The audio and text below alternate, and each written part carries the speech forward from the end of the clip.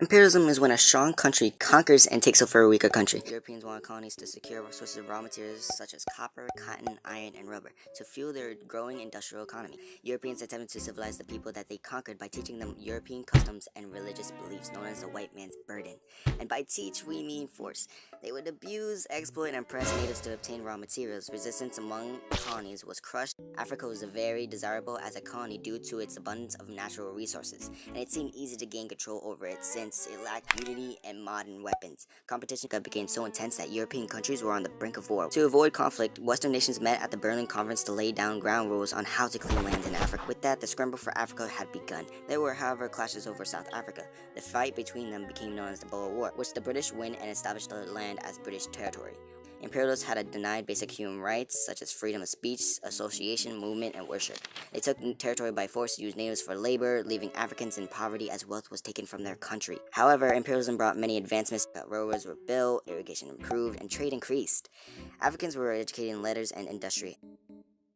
India was also a desired colony. In fact, to the British, it was known as the jewel in the crown because of its abundance of natural resources. In addition, it opened a door to China. It had a large labor supply and new markets. This worried the Indians because they didn't want to reform their society. At first, India was controlled by the British East India Company. They used sepoys to protect their company. They were given rifles and their cartridges were sealed with beef and pork fat, which they had to buy open. The sepoys were outraged that the British would show them such disrespect, so they rebelled, and they failed. The British government took over formal control of India, replacing the British East India Company. Imperialism had its negative effects. Indians were serving the British like slaves. Industries were broken up, which left many people unemployed and in poverty. But on the bright side, imperialists brought peace, law, order, industry, education, modern thought, science, and life. They also improved communication and transportation. India was now industrialized. Meanwhile, China was following a policy of isolationism. They lacked cultural diffusion, so technology wasn't very advanced. However, this didn't seem to matter to the Chinese. They were self-sufficient and they felt like they were better than the Europeans. But since China didn't want new Western technologies, they were determined to find something that the Chinese did want, and that something was opium. British merchants began trading Indian-grown opium in China in the late 1700s, causing social, moral, and monetary problems for the country. British fought with China in a conflict called the Opium Wars. The British went and forced China to sign the Treaty of Nanjing. Other Western powers carved spheres of influence into China. Chinese people were disgusted with the failed efforts of the Qing dynasty in trying to rid China of the opium and foreign influence. Chinese citizens rebelled against their government in the Taiping Rebellion. The Chinese officials turned to foreigners and helping them put down the rebellion.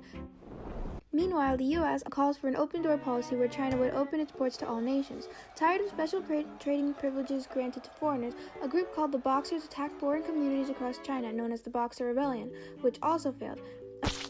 The emperor sent out Chinese officials to study the governments of societies of Western nations. Japan, much like China, was isolated and ethnocentric.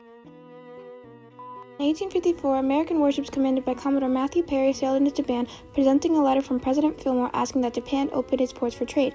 Japan said no, so Perry leaves and returns with their advanced navy to intimidate Japan into doing what they wanted.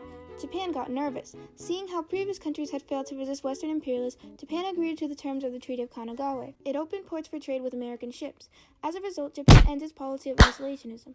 But wait! They were so mad that the shogun gave in to the foreigners' demands that they rebelled and removed the shogun from power. In 1896, a new emperor was established as the leader of Japan.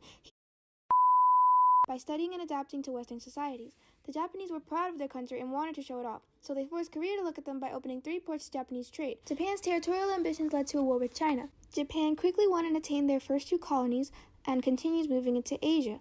The West tries to stop them, but when Japan sees that they're carving spheres of influence into China, Japan goes to war with Russia in the Russo-Japanese War and surprises the world by actually winning. In the end, Japan tries to keep taking over other lands, and when the Allies jump in, Japan realizes that they're not invincible. The Japanese go back to Japan, but on the bright side, they're now modernized, coming a long way from where they had begun.